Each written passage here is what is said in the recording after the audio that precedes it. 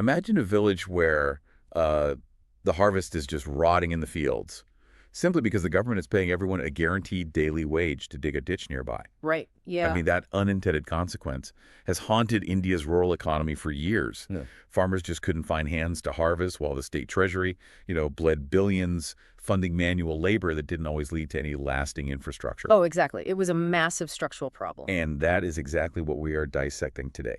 If you have an upcoming exam, a policy briefing, or you just need absolute clarity on domestic affairs, consider this your high-level strategic briefing. We're diving into Chapter 31, the Viksit Bharat Guarantee for Rozgar and Ajivika Mission Gramin, or, the VBG-Ramji Bill of 2025. Yeah, and to really grasp the gravity of this legislation, we have to look backward for just a second. I mean, for nearly 2 decades, the backbone of rural employment was MG and Ray GA. Right, the Mahatma Gandhi National Rural Employment Guarantee Act. Exactly. And it was a historic safety net, right? Anyone in a rural area could demand 100 days of unskilled manual work, Right. and the government just had to provide it.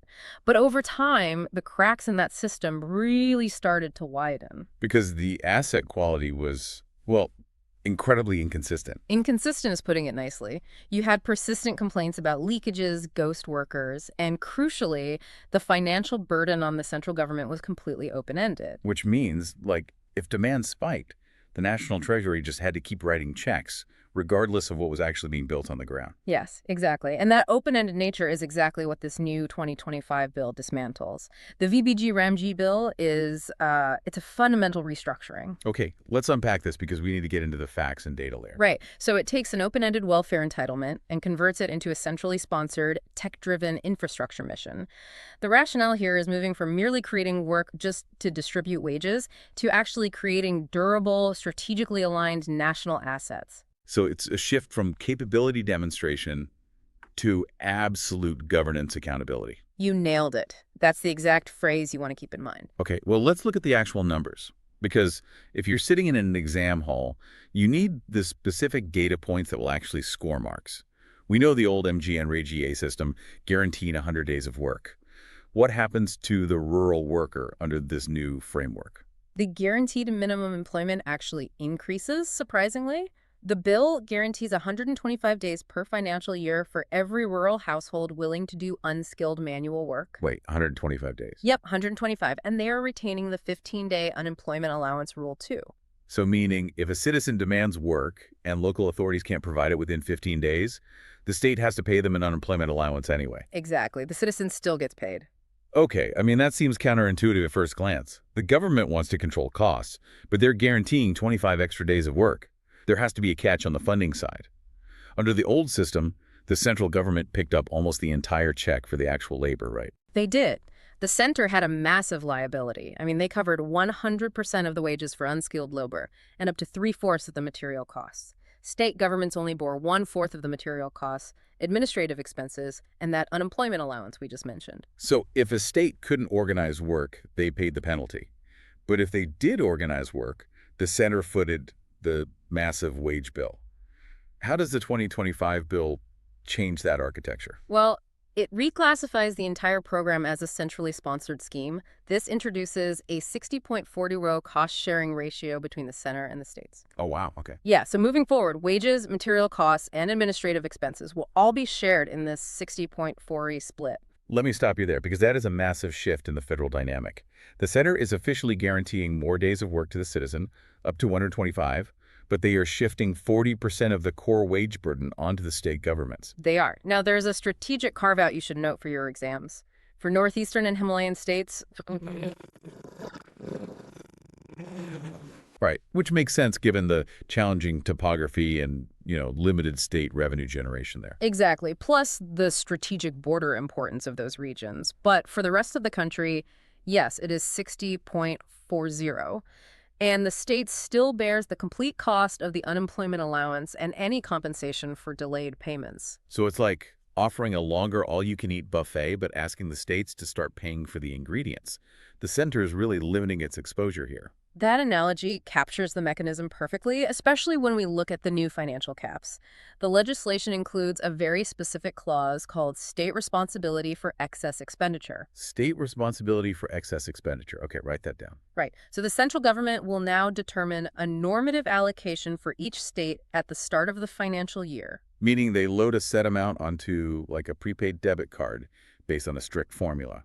Yes, and once that allocation is exhausted, the central funding just stops. If a state incurs any expenditure beyond that normative allocation, say, due to an unexpected surge in demand for work, that excess cost is borne entirely by the respective state government. Wow. So the days of open-ended central funding are officially over. If a local drought hits and thousands of people suddenly demand their guaranteed 125 days, the state government might find itself footing the entire bill once that central cap is hit. Which is exactly what we mean by financial discipline. Right. But it also creates immense pressure on state budgets, which we will definitely evaluate critically in a moment. But solving the budget is really only half the equation, right?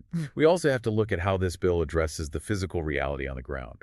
Specifically, that tension between rural guarantee schemes and actual farming that we mentioned at the start. The rotting harvest scenario. Yes. For years, there has been this conflict where farmers complain that government work programs created an artificial labor shortage during critical harvest windows. Because workers naturally preferred the guaranteed, less strenuous state wages over hard agricultural labor, I mean, who wouldn't? Exactly. So to fix that, the VBG-RAMG bill introduces one of the most unique policy levers we have seen, the mandatory 60-day agricultural pause. A 60-day pause. Yeah. The bill requires state governments to notify in advance a period of up to 60 days every financial year where works under this scheme will simply not be carried out.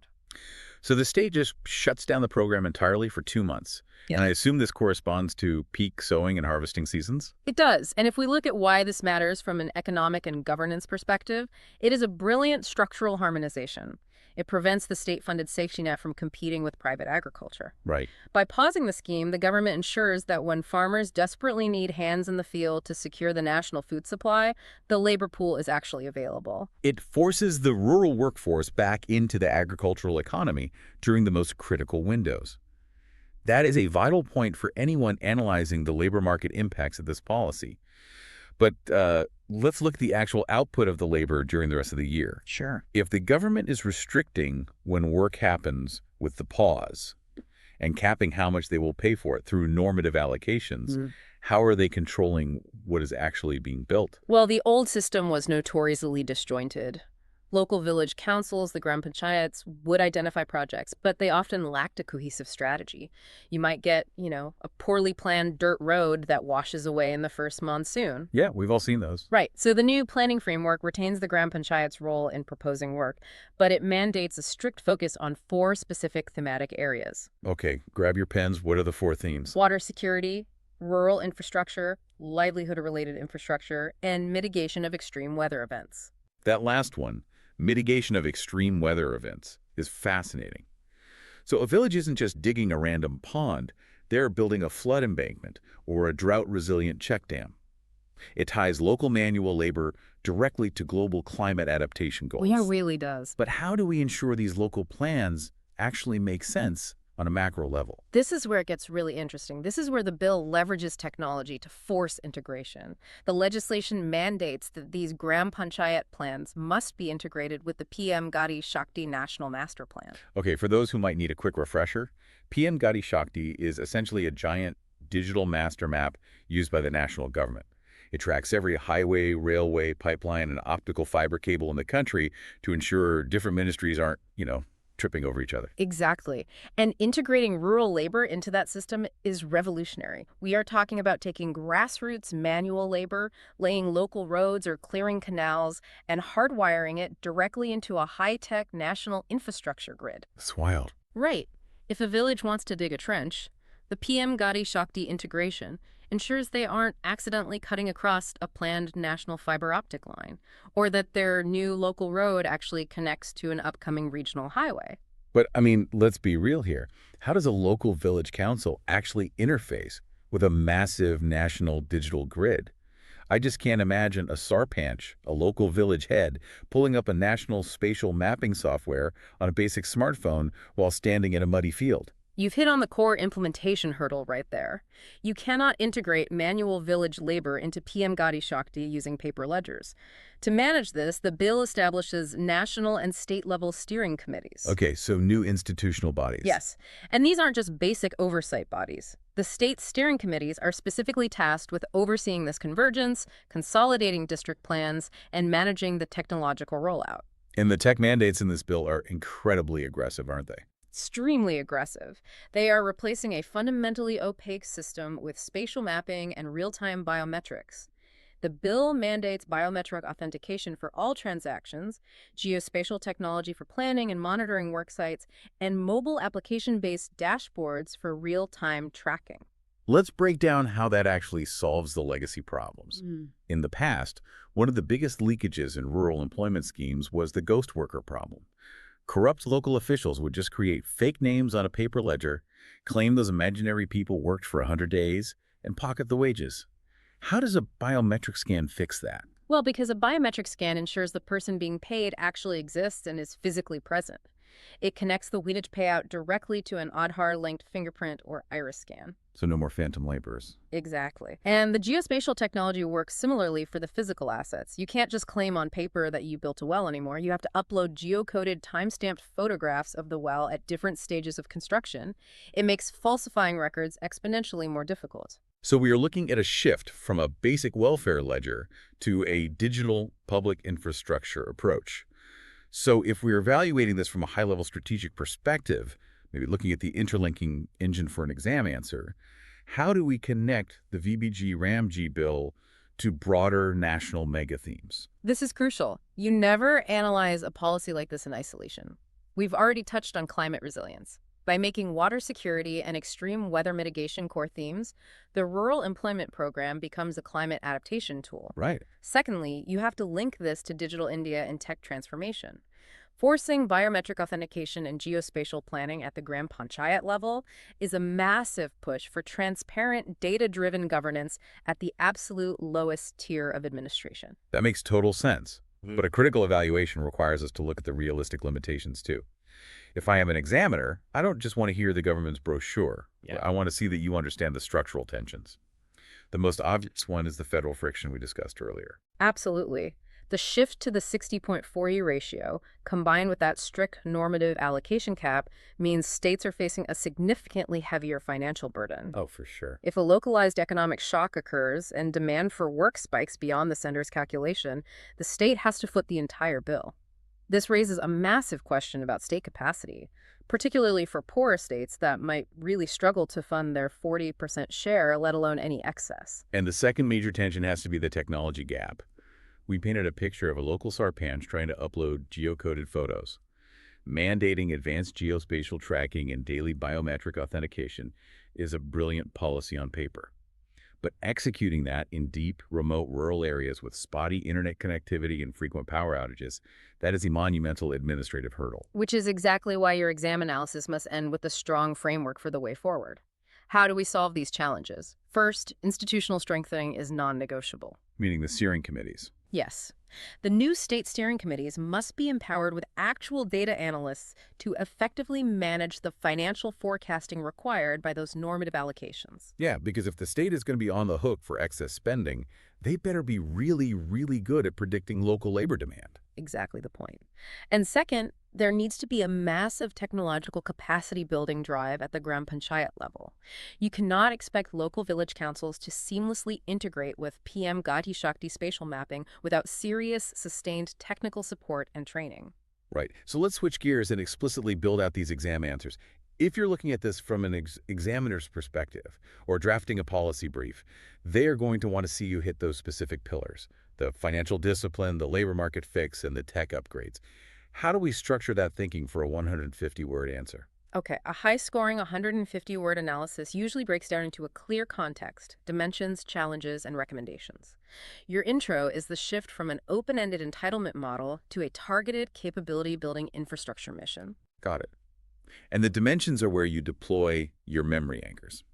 I would break that down into three clear areas. First, the financial dimension, which is the 60.40 split in the normative allocation cap. Second, the labor dimension, mainly the 60-day agricultural pause. And third, the technological dimension, covering PM, Gati Shakti integration, geospatial tracking, and biometrics. That's a perfect body structure. And when you address the challenges, that is where you highlight the federal cost-sharing friction and the rural connectivity issues preventing tech adoption. And the way forward. Your conclusion should always emphasize balancing rural safety nets with national infrastructure goals through cooperative federalism and massive capacity building. Beautiful. Now, if it's a 250-word answer, you're essentially just expanding on those same dimensions, maybe bringing in the institutional framework like the new steering committees, right? Exactly. Give more detail on the structural mechanics, and there are specific terms that signal a deep understanding of this bill. If you're writing about this policy, make sure these keywords are front and center. Okay, let's list them out. Normative allocation, the 60-day agricultural pause, PM Gati Shakti integration, biometric authentication, and the 60.40 ratio. Using that specific administrative vocabulary is what separates a surface-level summary from a high-scoring strategic policy analysis. Without a doubt. Okay, as we wrap up this briefing, let's consolidate everything into a final revision capsule. Listeners, these are the 5 must-remember facts from the VBG-RAM-G Bill of 2025. Fact 1. The employment guarantee increases to 125 days, retaining the 15-day unemployment allowance. Fact 2. The funding ratio shifts from open-ended central liability to a 60.40 centrally sponsored scheme, with a 90-point lever exception for northeastern and Himalayan states. Fact 3. The central government dictates a normative allocation cap, and the state pays for any excess expenditure. Fact 4. The introduction of a mandatory 60-day agricultural pause to harmonize the rural labor market. And finally, Fact 5. The mandatory integration of local panchayat plants with the high-tech PM Gati Shakti National Master Plan. And if you are anticipating a complex question on this topic, prepare to critically analyze how this bill shifts the paradigm of rural employment from an open-ended safety net to a targeted, tech-driven infrastructure mission. To answer it, rely on the analytical themes we explored: normative allocation, central sponsorship, spatial planning, labor harmonization, and climate resilience. It is truly a massive evolution of statecraft. We are watching the village ledger be digitized, capped, and mapped onto a national grid. Which brings us to a final provocative thought for you to explore on your own. Go for it. We started by talking about how rural manual labor used to be a murky, reactive safety net. People digging ditches just to earn a daily wage. Now, we're looking at a system where the physical labor of a remote village is digitally integrated into a high-tech national master plan, guided by geospatial satellites and authenticated by biometrics. So ask yourself, what does the future of the Indian village look like 10 years from now? That's a great question. As spatial mapping increasingly dictates local infrastructure and technology tracks every shovel of dirt, are we witnessing the beginning of the end for traditional unskilled labor? When technology fully takes the wheel of rural development, what happens to the worker whose only asset is their hands? Keep digging into the material, and we will see you at the next deep dive.